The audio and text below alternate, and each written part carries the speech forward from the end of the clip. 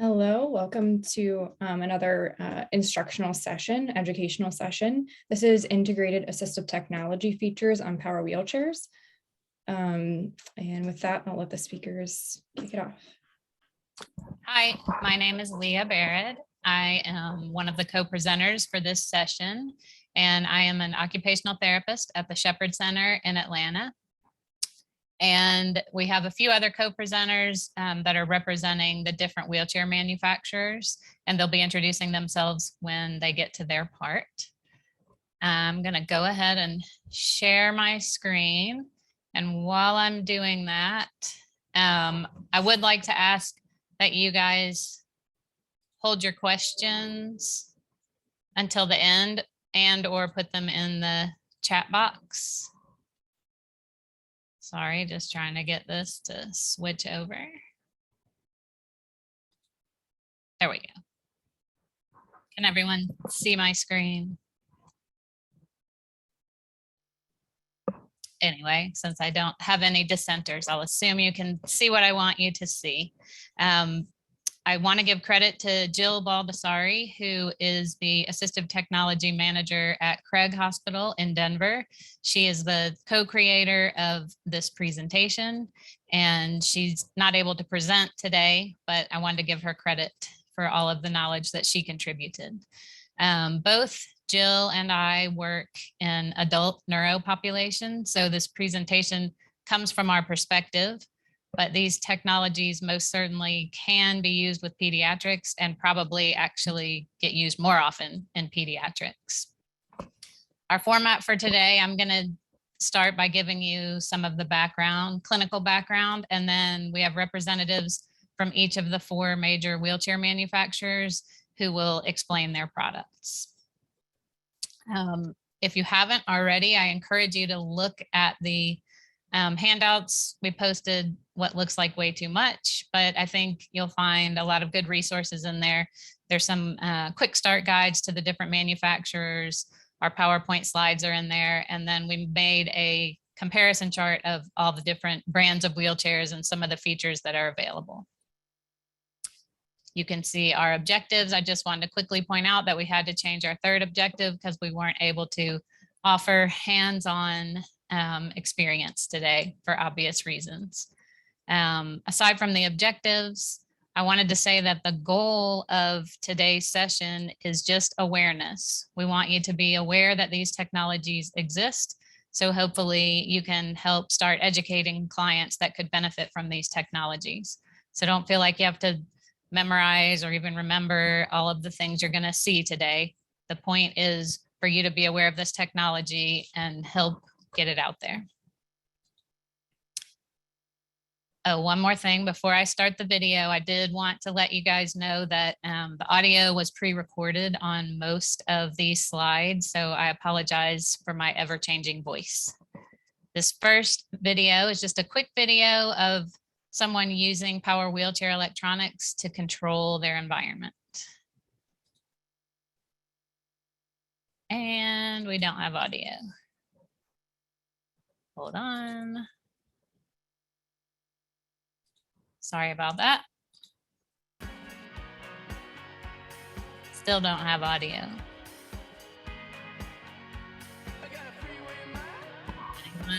We can hear it, Leah. Oh, okay.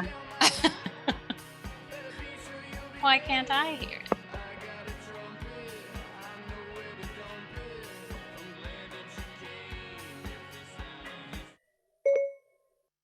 Text Luke, you coming over? Game's on at 6.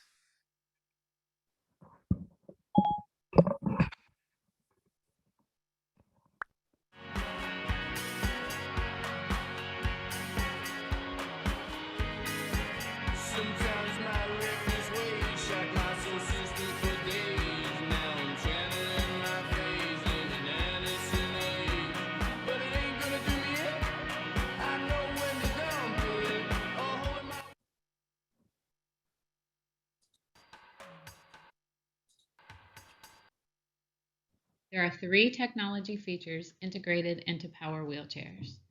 The first is USB ports, which are incorporated to allow wheelchair users to power their mobile devices on the go. The other two features, infrared and Bluetooth, are wireless technologies that allow users to control various items in their environments. Bluetooth technology can be used for mouse emulation and scanning. I will be explaining those methods in a few moments. Before moving forward, I'd like to acknowledge that there are many off-chair options that could also be effective access solutions. However, that's outside the scope of this session. Today, we'll be focusing on integrated features. A good rule of thumb to help you remember which chairs are likely to have integrated technology features is the presence of expandable electronics. If the wheelchair has 2 or more power wheelchair functions, these assistive technologies will be integrated into the electronics. It's not always a requirement that the chair have expandable electronics in order for AT features to be included. So it's important to check with your ATP or manufacturer's rep to see what's available integrated. Having a USB port accessible on the wheelchair is a helpful way for a user to power their personal electronics like cell phones or tablets while they're on the go. USB ports may come included as part of the wheelchair price, or they may require an upcharge. Sometimes the USB ports are connected to and powered by the wheelchair battery, and sometimes they have to be plugged into the charging port on the wheelchair. These images demonstrate some different styles of USB ports that are included on some power wheelchairs.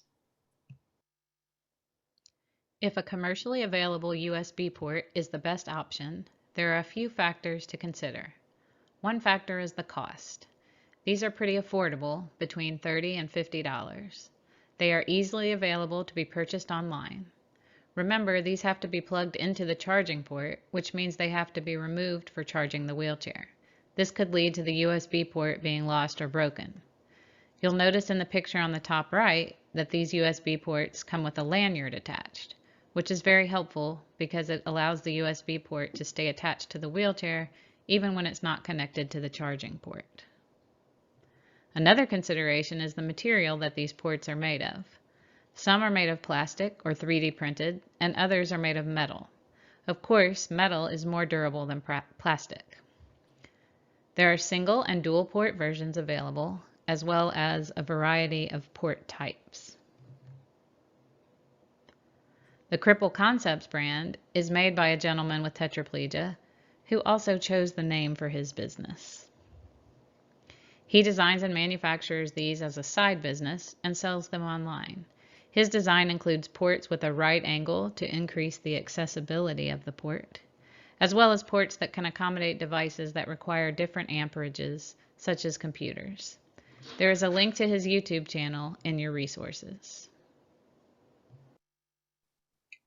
The next technology that comes integrated on some power wheelchairs is infrared, or IR. Many of you are probably familiar with infrared connectivity because this is the technology that is traditionally used for TV remotes. According to the Infrared Data Association, infrared connectivity is an old wireless technology used to connect to electronic devices. It uses a beam of infrared light to transmit information and so requires direct line of sight and operates only at close range. Many home devices, such as TVs, still use IR remote controls. In simpler terms, infrared is the use of light and heat to carry signals between one device, for example a TV remote, and another, such as a TV. In this example, the remote is the transmitter. By pressing a button on the remote, a coded signal is sent to the TV. The receiver on the TV accepts the signal and performs the intended action, such as power on/off or volume up and down. Remember, infrared requires line of sight, so the transmitter, the TV remote, or the power wheelchair drive control has to be pointed at the device that's being controlled. In these images, you can see the infrared hardware on power wheelchair drive controls depicted. The IR blasters and receivers are often visible to the naked eye, as seen here. However, it is important to consult with your ATP and manufacturer for the specifics about what their chair can do. Invacare, for example, has the hardware available, but not the software for IR. Therefore, you'll see an IR blaster on some of their drive controls, but their chairs do not currently have the ability to control infrared devices. There are some differences among manufacturers with how many devices can be controlled and how many functions can be performed. There are also some differences in the customizability of menus. Although a TV remote is the most commonly used IR remote, there are other devices that use infrared. Any appliance that is controlled by an infrared remote can be controlled by the wheelchair's built-in infrared technology. Infrared programming varies by manufacturer, but generally speaking, there are two ways to store codes. One way is by using a library of codes. If you're old enough, you may recall the process for programming universal remotes, where you had to dig through thousands of codes in a giant brochure to find the right program for your brand of TV. The process is now much more streamlined. The other method is to use the device's remote to directly transmit the codes to the receiver on the drive control. It's valuable to note that the text visible on the display can be customized on some chairs. The manufacturers will touch briefly on infrared later in the presentation. It's important to note that TV technology is changing. Not all TVs have infrared remotes. Some have switched to radio frequency or remotes with a combination of infrared and radio frequency transmitters. Some TV service providers will provide an infrared-only remote if you call to request one. Now we've made it to what I like to refer to as the meat and potatoes of this presentation. The most commonly used wireless technology on power wheelchairs is Bluetooth. I'm sure you're all familiar with Bluetooth as a wire connectivity technology. The main advantage of Bluetooth over infrared is it does not require line of sight. It simply requires proximity between the two devices. IR is now being superseded by Bluetooth, which has the advantage of operating at long distances and being omnidirectional. There are a variety of makes and models of power wheelchairs that come with assistive technologies integrated into the electronics. The point is not to try to memorize every single wheelchair that comes with this technology available. The point is to learn who your resources are so that you can get support with knowing which chairs have the technologies built in. Remember the rule of thumb about expandable electronics. If a chair has expandable electronics, it will have integrated AT. But remember, that's not a hard and fast rule. Sometimes these technologies can be included in other situations. You should reach out to your manufacturer to find out what's available for your client. Here's a slide for all the visual learners in the audience. These are images of some of the different hardware from the different manufacturers that have assistive technologies integrated into the electronics. Bluetooth is the most widely used access technology on power wheelchairs. There are two functions that can be performed using the Bluetooth on power wheelchairs. Those functions are mouse emulation and scanning. Mouse emulation is just what it sounds like. The drive control emulates the function of a mouse so that when the client operates the drive mechanism, it drives the mouse on the screen. Mouse emulation can be used with pretty much any device that has Bluetooth built in, including phones, tablets, and computers. For older computers that don't have Bluetooth built in, a dongle can be plugged in to allow connectivity. Scanning is a technology that may be unfamiliar to you. This is the access method that is often used with speech-generating devices. In scanning, items on the device screen are highlighted, and then the user activates a switch to select the highlighted item. Scanning is sometimes referred to as switch control or switch access, and many people, including myself, use these terms interchangeably. So if you hear me use the term scanning or switch control or switch access, I'm referring to the same access method. Knowing that these are two common access methods for our clients should prompt us to realize that this is an area where clinical reasoning really comes into play. A determination of what access method is best for the client should be made by a team of clinical professionals. We'll touch on that later in the presentation, but I encourage you to really think about who all of the players are in helping to make the best decision for our clients so we can provide them with the best outcomes. Mouse emulation is a direct access technique. When using mouse emulation to access a client's personal devices, the drive control becomes the mouse. Mouse mode is programmed into the wheelchair. Then, when the chair is in mouse mode, activation of the drive controls results in the mouse pointer moving around the screen of the device being controlled, such as a computer, tablet, or cell phone. In other words, it drives the mouse around the screen. This function can be accessed regardless of the type of drive control being used. Both joysticks and alternative drive controls can be used to control mouse movements.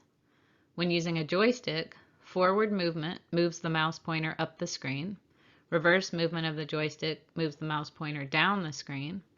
Left and right move the pointer left and right. There are a variety of ways to perform mouse clicks, which I will explain in a moment. If a switched access method, like sip and puff or head array, is being used, the technique is similar, but the pointer may only move through these 4 axes. With this type of drive system, a common setup might be a forward command moves the pointer up the screen, a reverse command moves the pointer down the screen, but now a left command would toggle between the left and right pointer movements, and a right command would perform a mouse click. The number of switches accessible by the user must be taken into consideration. Again, remember there is a great deal of customizability with these settings, and of course an individualized evaluation would be completed to determine what the best setup would be for your client. Back to my visual learners, I have 2 videos to help you get a visual of how this works. This first video shows a woman using her joystick to control the mouse pointer on the screen. You can see as she moves the joystick, the mouse pointer moves around the screen. When she moves the pointer over what she wants to click on, she performs a quick deflection of the joystick away from neutral, and this serves as a mouse click, which opens the program she wants to use. For this user, a right deflection is the most appropriate. However, the direction and timing of nudges are programmable so that it can be customized for individual users. This next video demonstrates someone who uses a head array as their drive mechanism. He is using mouse emulation via the head array to control his Android cell phone. The technologies that you'll see in this video are a little bit old, but the concept is exactly the same. This user does an excellent job describing what he's doing and how it's working. The way I control the mouse using the head array is left and right I achieve by simply doing the left and right proximity sensors on my chair. Forward and back, however, just as when I'm driving, I tilt my head back on the headrest. I'm going in one direction. If I want to reverse direction, I hit my egg switch, and then I'm going in the second direction. When I want to select, I simply do a quick tap. If I want to back out of a menu that I've entered, I do a quick tap to the right. Those are the simple controls that I do with my head array. So if we look at the screen, you'll see the mouse moving up, down, left, right. And if I change directions, you'll see on the Omni, the little green up arrow, I'm going to push my egg switch, and you'll see it change directions. Now I can go down.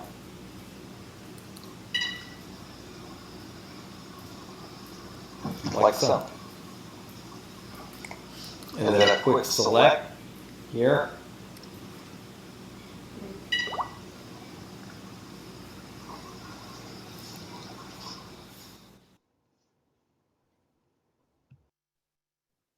As I mentioned, mouse clicks can be achieved in a variety of ways.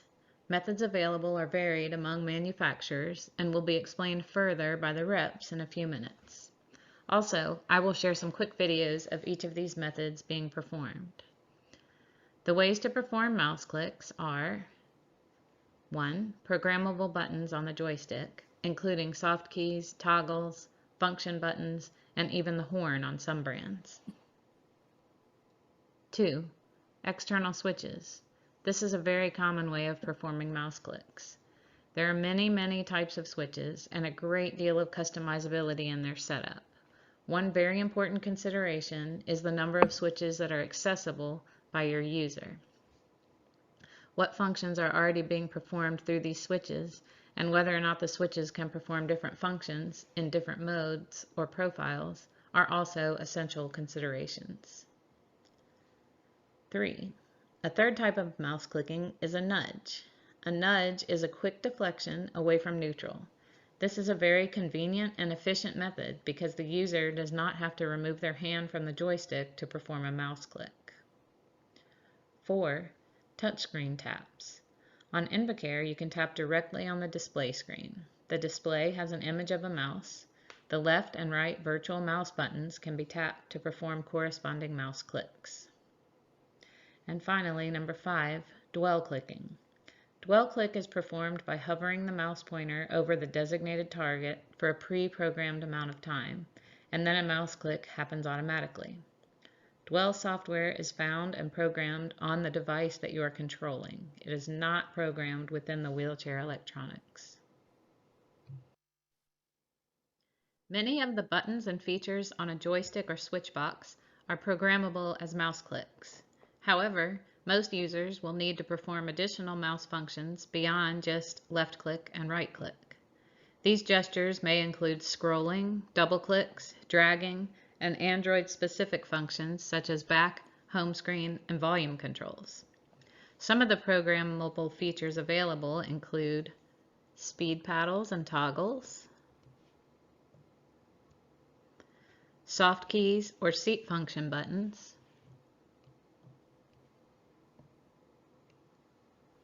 and even the horn button in some cases.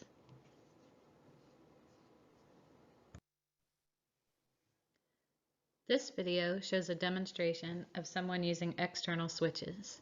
In this case, there are 3 spec switches nicely mounted under the armrest. It's tough to see in the beginning, but he'll lift his hand and show the switches in a moment. You can see on the right he moves his joystick to move the mouse pointer on the screen. Then he activates the switches with his left hand. He has 3 switches, one for left click, one for scrolling up, and one for scrolling down. Prior to mounting switches, a full switch assessment would need to be performed by the clinical team to determine the most appropriate option. This video demonstrates a nudge mouse click. The user really builds anticipation by gesturing with his hands and talking. But watch towards the very end of the video and you'll see him perform a quick joystick deflection to the left. This is a nudge.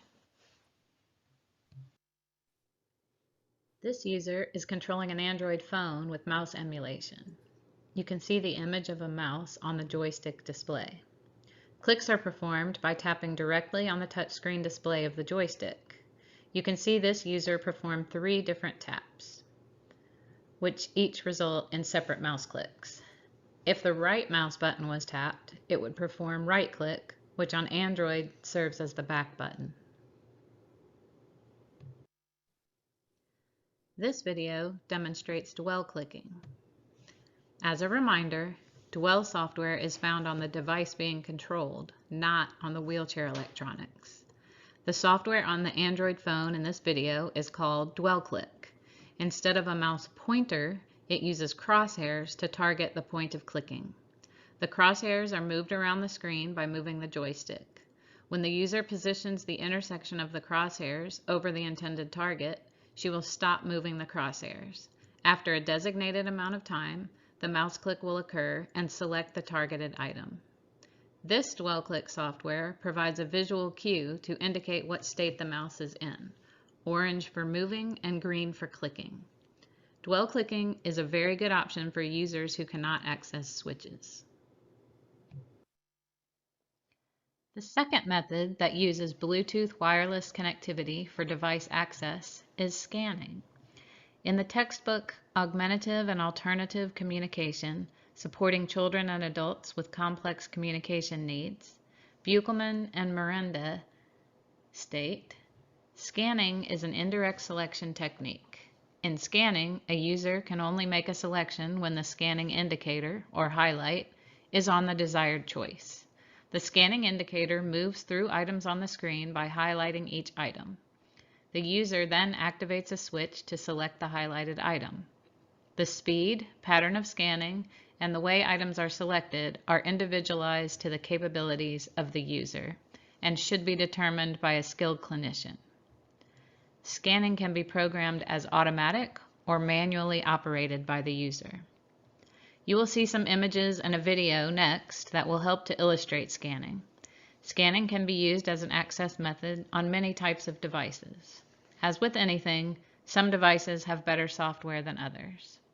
If learning more about scanning is an area of interest to you, there is a resource manual provided in the resources available with our handouts. These images show a scanning style called row column scanning. In this format, items on the screen are grouped, and the scanning indicator will first highlight grouped items. Once a group is selected, scanning continues by rows. Finally, once a row is selected, scanning will highlight item by item. Once the targeted item is highlighted, it can be selected. Programming for scanning styles and customization of settings is found in the device's accessibility settings. Inputs from the drive control are programmed as switches. In this video, an end user demonstrates how she uses scanning to control her iPhone. Her setup includes manual scanning and sip and puff switches through the drive control. She is able to control movement of the highlight, as she'll show you. She also activates a switch from her drive control for selecting items. As before, the technology in the video is a bit dated, but the concept is the same as current practices.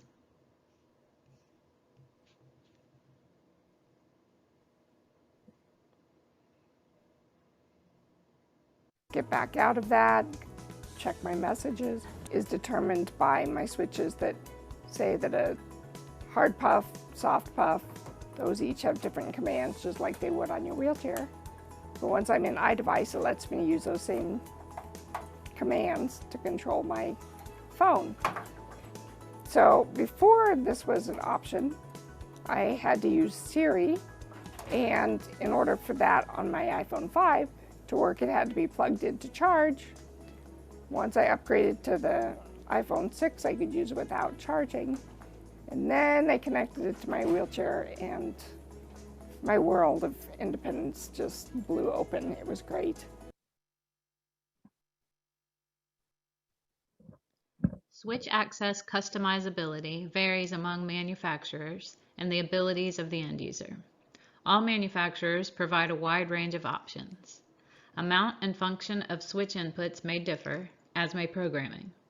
On some brands, up to 12 or more functions can be programmed, which is way too many for a beginner, but can be essential for seasoned users.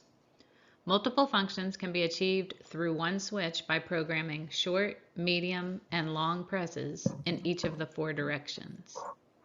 For example, a quick input to the drive control can be programmed as an external switch to control an iPhone. The switch is assigned a function such as move to next, move to previous, or select. Since this 4-way drive control has the potential for up to 12 functions, it can provide the user access to even more navigational tools such as home, Siri, and volume control. Additional switches may also be programmed through the joystick ports if available. Finally, before I turn it over to the manufacturers, I want to point out what I think is a very important topic, which is all of the professionals that play a role in ensuring that assistive technologies are used appropriately for our clients. Many professionals, including therapists, ATPs, and manufacturer reps, play an essential role in the wheelchair provision process, which includes integrated assistive technologies. It is vital that as many of these professionals as possible are included in the process so that the most appropriate equipment is prescribed, allowing maximal outcomes to be achieved by our clients. This slide highlights the roles and responsibilities of each of the key players. The schematic illustrates how one clinic is organized. This clinic is fortunate to have designated seating and AT specialists. You may or may not have a similar setup at your workplace, but the resources are available. It's your role to identify those resources and incorporate them whenever possible. Doing so will ensure that your clients are educated, informed, and trained so that they can achieve the highest level of independence. An educated client is the one most likely to take advantage of these technologies, which can be so beneficial to them.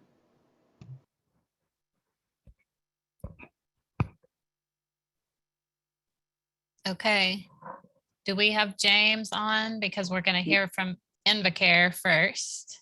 We do. Thank you, Leah. Can you hear me? Yes. Fantastic. All right. So my name is James Keating. I work for Invacare. I'm the rehab sales specialist in Georgia. And I'm going to go over Lynx Electronics, which is found on our power chair bases, the SP2 mid-wheel drive, Aviva FX front-wheel drive, and the Aviva RX rear-wheel drive. Next slide, please.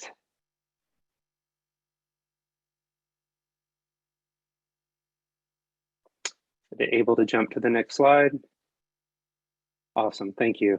So we have two different types of platforms that have built-in Bluetooth. On the left is our joystick display, the RIM 400, and on the right, the standalone display, the RIM 500. Some unique things about these two platforms is the screens are actually touchable and you can swipe.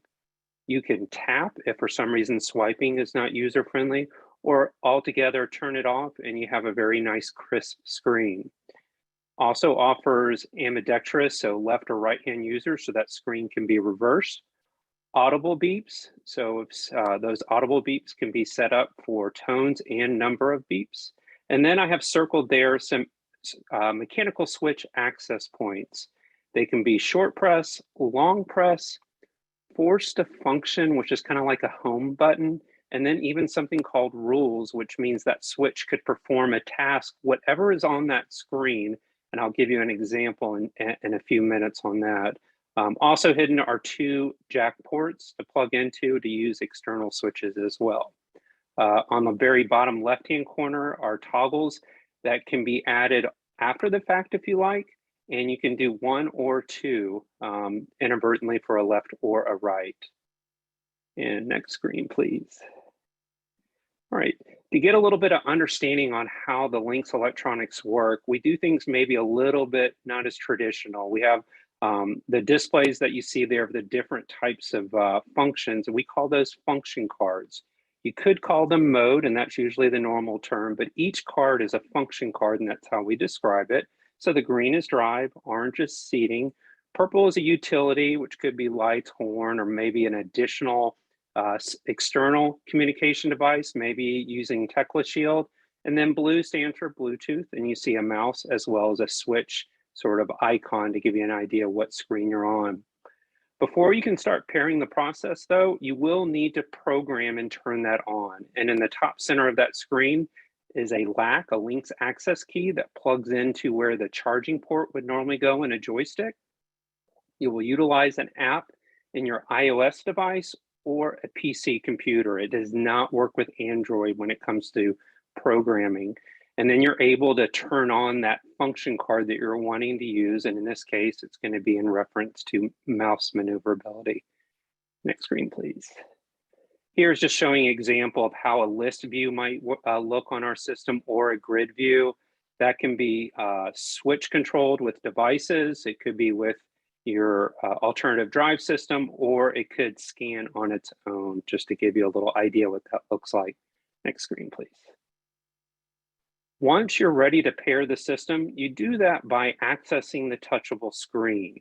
And we're not going to go over step by step how to do that, but we do have resources for you all to access, as well as videos that you can access to follow those steps.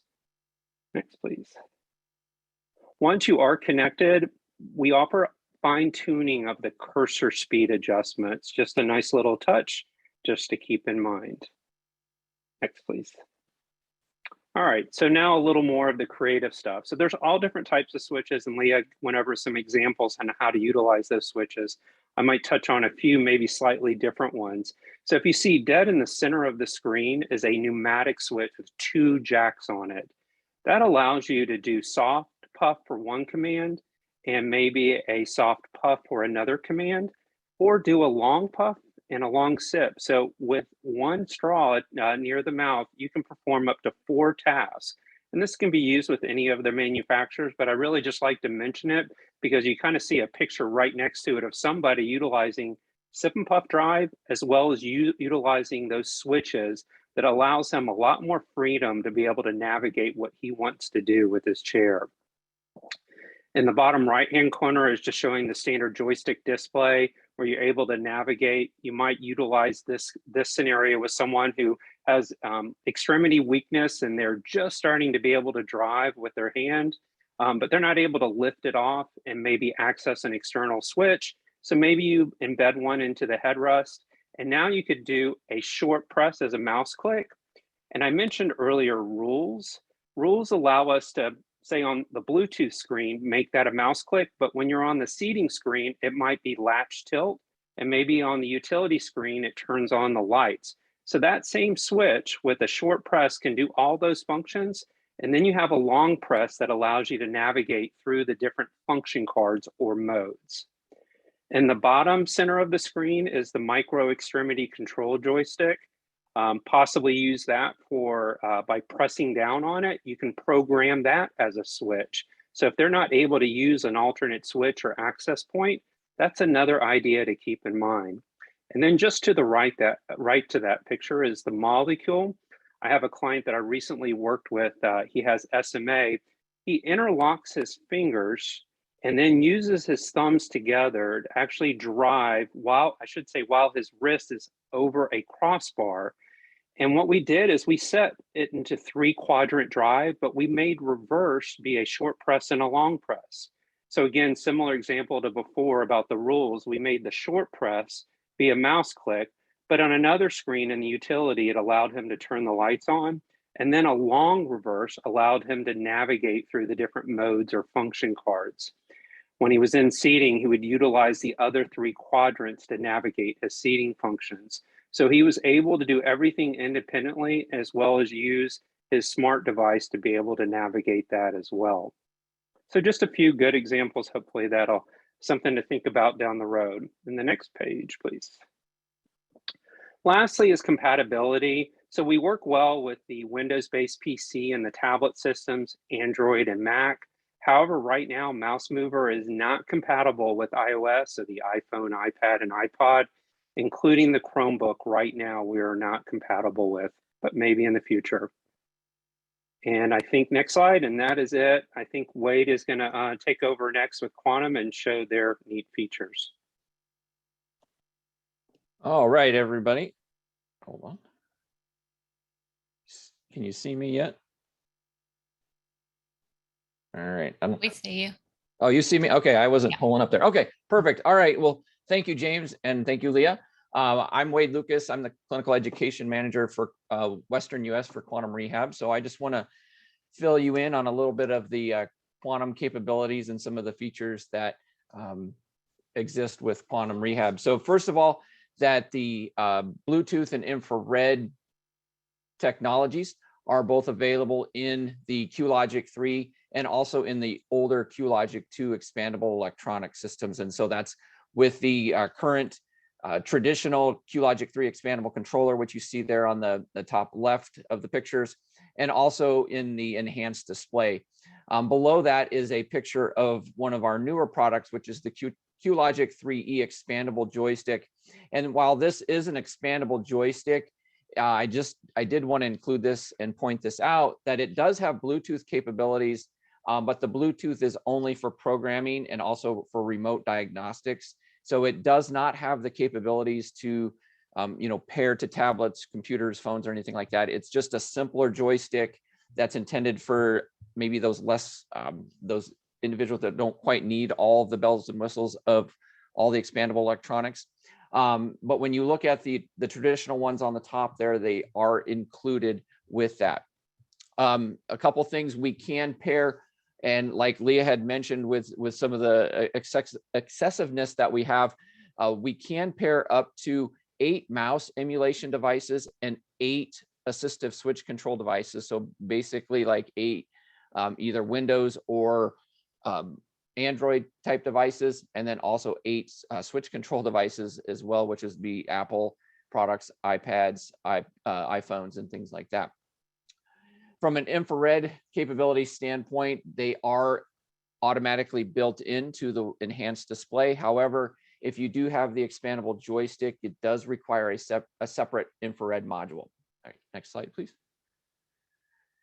So from the way that we access Bluetooth and infrared is actually done through the auxiliary mode in the chair in the QLogic electronics. So a couple different ways that you can access that. One is from the home screen.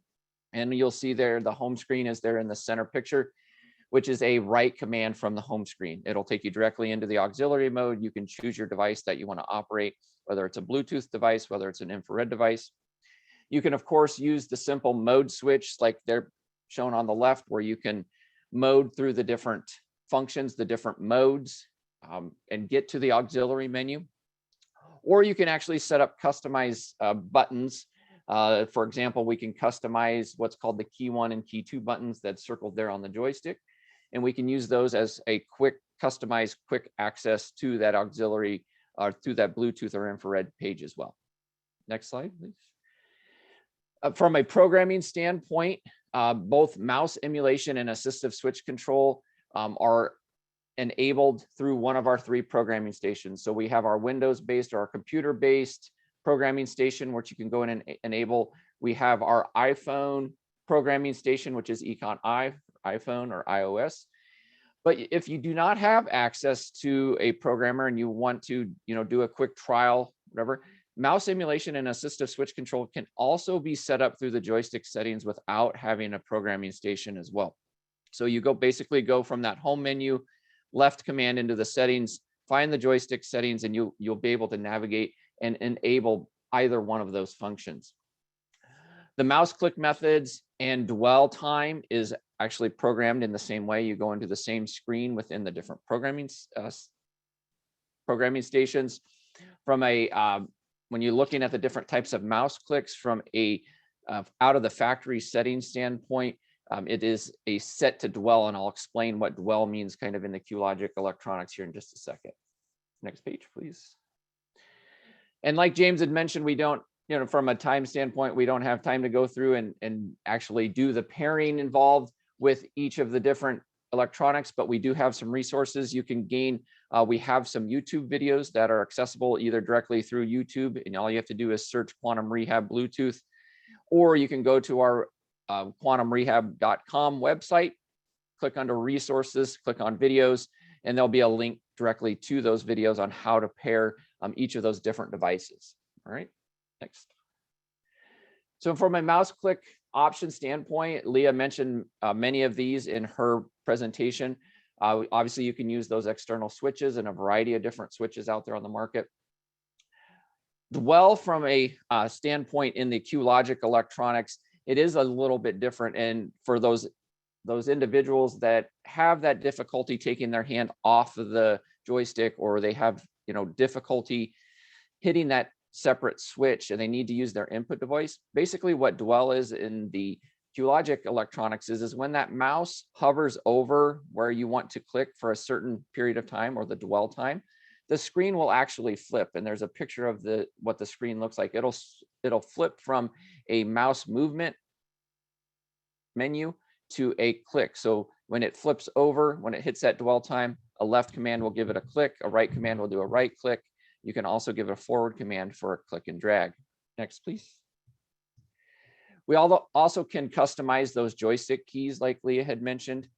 We can also have a variety of different means of, just like in the dwell flips from a mouse movement to a mouse click on the joystick, we have a variety of different ways to do that, whether it's pushing a mode button, a key button.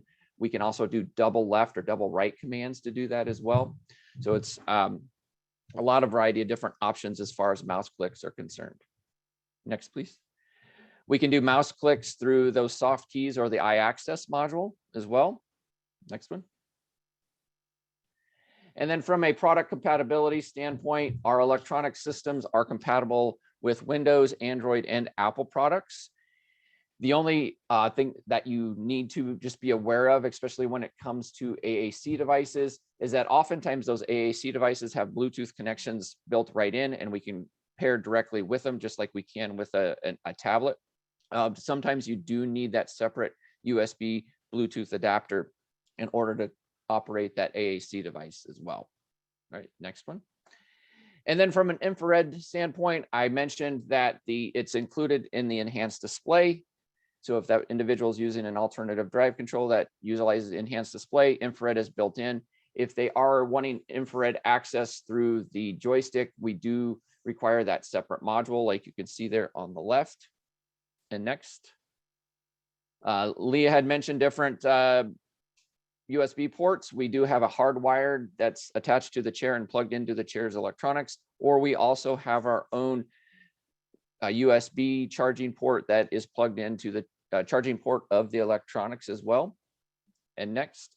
And then lastly, I wanted to touch base just real quickly on other benefits of Bluetooth technology, other than just an environmental control standpoint. This Bluetooth technology does give us options for cordless programming, which is really nice to kind of dial in some of those maybe driving parameters or the setup of the chair. And then it also gives us the opportunity to perform remote diagnostic and remote programming through that Bluetooth technology as well. And really, I know that's a quick rundown, but my time is up. And so I am going to hand it over to Angie and Angela to go through the RNet. Great, thanks, Wade. And Leah and everyone else that has spoken thus far. Hello, everyone. My name is Angela Regier, and I am the Senior Portfolio Marketing Manager for Promobile, specifically Power Products. By background, I'm an occupational therapist and worked in neuro rehab for 10 years prior to joining the industry side of things about 5 years ago as a clinical education manager, and now most recently with the marketing department. And I'm Angie Kiger. We think it's kind of fun. Angie and Angela are doing this together. We've been good friends for a number of years, so it's kind of fun to present this together. I am the Clinical Strategy and Education Manager for Sunrise Medical US. You might be wondering what the heck are two competitors doing presenting together? Well, one, it's a small industry. And two, we actually share electronics. So the RNet system and Penny and Giles, that's kind of where it all started.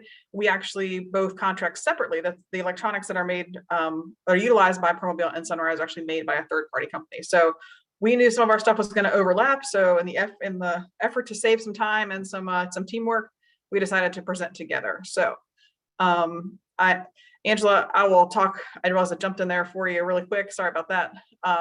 But I'll start on the right side of the screen. We're going to go a little backwards here, but for within Sunrise, when you're looking at the order forms or attempting to decide and decipher which of the joysticks and display modules have Bluetooth and IR, it's the high resolution or the CGSM2 plus Bluetooth. That includes Bluetooth, and also the Omni 2 for if you're going to do alternative drive controls also has Bluetooth attached to it. We do have two separate joysticks, don't have them listed on here, that don't have Bluetooth, that are more the lower tech options or LED and that sort of stuff. I know Promobile's got a little bit different options, so go ahead, Angela. Yeah, thanks, Angie. So at Promobile, and I wrote this out kind of how you will see them on the order form. Our standard no charge joystick is the Promobile joystick module, and that will have Bluetooth integrated. And then we also have the color joystick module. You'll see it on our order form as the color joystick module, CJSM. It's the same one as the CJSM2. So just kind of to draw that parallel line between us and Sunrise, that's the same joystick. And then of course we also have the Omni 2 control module for those individuals using alternative drive controls. Next slide. All right, please. Next slide, Leah. I'm going to take this one, and please note we are watching the time. We're going to try to finish as soon as possible because I know you guys are asking some great questions. So if we talk too fast, just email one or both of us. We're happy to help you guys later. So when it comes to programming and whatnot, there are certain things you can do with both of our chairs that don't require additional parts and pieces. But when you get into the highest level of programming, such as things like Bluetooth, you are going to need to have the Bluetooth dongle, so a way to connect it to your computer, and also the software to go in there and do some higher level programming, such as assigning different buttons and assigning different clicks and whatnot. Some of the programs do come set up already kind of by factory defaults, and you can go in there and change some of that stuff. But in general, when we're talking these high level things, we are definitely going to need to utilize our laptop and our PC programming. Next slide, please. For mouse clicks, very similar. You hear a lot of the same message, right? We don't want to constantly repeat ourselves like everyone else is. And luckily you guys have these slides, but yes, there are different ways for clicking options for the mouse. You can do joystick buttons, soft keys. That's what we call like the keys along the sides. You can program any of the buttons on the CJSM2 are programmable. Also, you can hook up some external switches if need be, and you can set that up so someone can use a light touch switch or use any sort of mono jack switch, a stereo jack switch, or also proximity switches, any of that sort of stuff. And then the nudge is that quick deflection that actually Leah had a great video of, so you guys have already seen that too. So next slide. I think Angela, you're going to take this one, or is this one me? I will take this one. That is you, dear. Thanks, Angie. So I'll dive a bit deeper into each of the mouse click options and the capabilities for Curtiss-Wright ARNet electronics. Keep in mind, in the spirit of the session, it's introductory. So if you have specific or more complex scenarios related to Curtiss-Wright electronics, please feel free to reach out to myself or Angie, and we're happy to work to get you the answers that you're looking for. So on the PJSM or CJSM2, the speed paddle and horn buttons are programmable using what is called assignable buttons. When these are programmed, they will function the same way across modes. In other words, that button will do the same thing in drive mode as it does in Bluetooth mode. There is a short and long hold deflection that can be programmed, so you can preserve the horn functionality, but still use the long hold for a mouse click, for example, or you can use both the short and the long for mouse clicks if you want. And then a common thing we do with the speed toggle is to use that as scroll up and scroll down, the long function there. So lots of customization there. Again, that does require PC programming. The blue soft keys are the 4 blue buttons around the screen on both the PJSM and the CJSM, and they can be programmed for up to 2 functions of each button. Again, that short and long hold, and they can be different depending on the mode that you're in. So for example, if you want to have, say, your soft key in the bottom right hand of the screen is a shortcut to seat elevate in drive mode.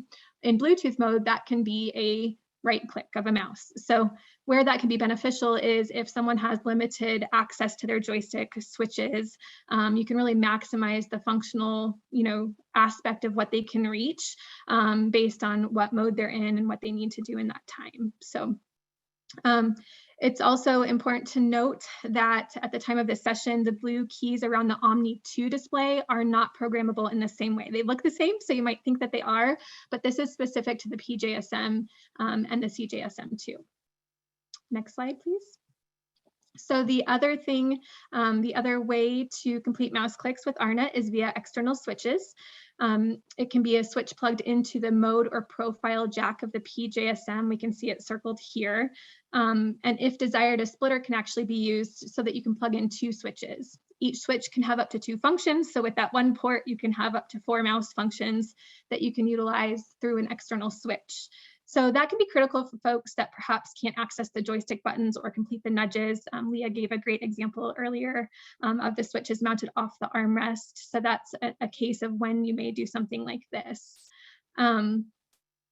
So why might it be important? The other thing with this mode port here is that will be across mode. So whether you're in seating or Bluetooth, that switch will do the same thing. So why that might be helpful is if, say, someone wants to answer their phone, right? Maybe they're driving or they're doing something else. They're not in Bluetooth mode and they want to quickly answer their phone. By using some of the capabilities like the horn button or this external switch, you can answer a phone using either switch control. You can do it with iPhone or some of the shortcut buttons on Android devices. By using a switch or a button on the joystick that's universal across modes, you can answer the phone without having to stop and go into your Bluetooth mode. That can be particularly helpful for someone who can't directly access their iPhone or Android phone for that matter. And then again, oh, Angie, you're muted. Go ahead.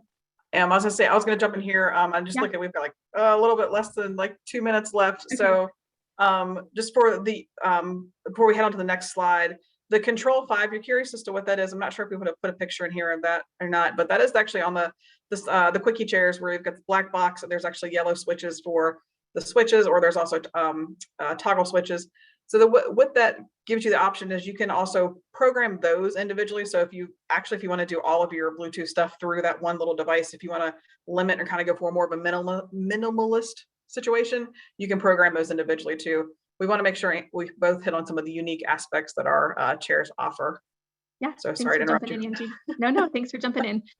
The one other thing to note about the external switches and the joystick port is that you can also use that if you're using an alternative drive control in the Omni 2. If there's a joystick on the chair, you can still use that port to do clicks, even if you're using your alternative drive control. We have nudges as well. Folks have talked about nudges. I'm not going to spend a lot of time here because we are out of time, but they are on from factory. You can customize them through PC programming based on individual user needs. Next slide. Angie, that's you, I believe. Yeah, and just compatible devices, pretty much kind of the same of what other folks have been talking about. I'll always tell you, obviously, double check with your manufacturer's representatives prior to ordering. It's a real quick call, guys. Highly recommend that, simply because the technology that you may or may not realize on their side of their programming may actually change. We recently, I say recently, COVID times are a bit kind of cloudy, but we had to update our Bluetooth because of stuff iOS did, our Bluetooth resource. So there are things that constantly change. I think my biggest piece of advice on there is always reach out to your either manufacturer's representatives, probably your quickest hit, or their tech supports. So Leah, we'll just go over what resources we have and then be quiet. So you can flip to the next slide, next couple of slides. Oh, geez, Louise, keep going. Perfect. Go ahead, Angela. I hope so. All right, so if you like QR codes, we all have used them a lot the last few years. You can go ahead and scan this. This will take you to our resource section of our website. We have lots of quick start guides for Bluetooth, for infrared, both for the joystick and the Omni 2 for those alternative drive control users. Again, Angie mentioned, always reach out to your local sales manager or clinical education manager. They're a wealth of knowledge, especially when you're looking at really dialing these technologies into specific user needs. Absolutely. And last but not least would be resources for Sunrise. On the Sunrise side of our website, we actually have Education in Motion. That is anything external for external education. Soon you're going to start seeing, actually, I believe tomorrow or the next day, we're going to be launching some new clinical webinars that are both clinical and we have some technical ones. So head to the manufacturer's websites. And I know it may sound crazy, but follow them, get the emails from them, because that's how you're going to stay the most up to date on what's happening. That is all from us. Leah, we'll turn over to you, although I know we're out of time. I know, I thought we'd just keep talking until someone interrupts us. No one's interrupting. So you started a few minutes late, so just keep going for a few more. Okay, well, it's time for us to answer questions now. And again, all of this contact information is in your resources. I don't know if someone's monitoring the chat or. Yeah, I am. This is Darcy. So these have been coming throughout. So this might be from someone earlier. And this is from Jillian. And she said maybe her question was answered by something that came later, but she says, have you found that clients prefer these types of access for their phones over voice control? We've been using a lot of the built-in features of both iPhone and Android for voice control, including the grid, etc. I can take that one. Some of our clients don't have a voice. They might be ventilated. And so these are great alternatives, either short-term or long-term. As we said in the beginning, we use a lot of what I'm referring to as off-chair options. That was just outside the scope of this session. And then someone asks, have you had success with insurance covering switches needed for device access, or only if they are also used for drive controls or power sync functions? I'll give you my quick uneducated answer, and then any of the manufacturers can jump in. I usually don't even try. I just recommend which switch would work and tell them where they can buy it separately. But if any of the manufacturers want to jump in with a better answer. I'll jump in real quick. Sometimes when you're talking to this, when they're doing the seating eval, that switch can have different purposes and they can justify it through other needs that just coincidentally will benefit them as well for Bluetooth needs.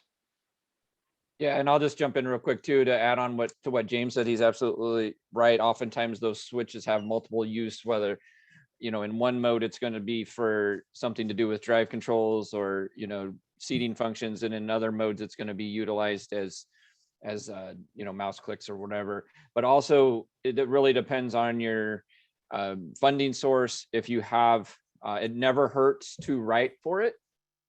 If you don't ask, it's 100% denial, right? You're never going to get it if you don't ask for it. So I would always say if the person needs it, even if you're justifying it just for EADLs or environmental controls, I would always go ahead and ask and write up for it. Never hurts. Thank you. This one asks, for Invacare, the touchscreen joystick is not a standard option, even with expandable electronics. Does the LED joystick include Bluetooth and IR as well? It does not. And also let me state that we don't offer IR on the Lynx electronics, but the two joystick display, or the joystick display and the standalone display, are the only platforms that have Bluetooth. But I'm glad you brought it up, because trust me, I ask from time to time as well. I will say we don't get asked much, because usually when somebody's wanting to utilize that Bluetooth, they're using some type of alternative drive in most cases, which usually there's a cost of some type of advanced interface system for that. Thank you. I think this is the last question. Can any of the presenters briefly give an example of using the wheelchair for EADL access versus tablet use? Any limitations through wheelchair electronics on speed or performance?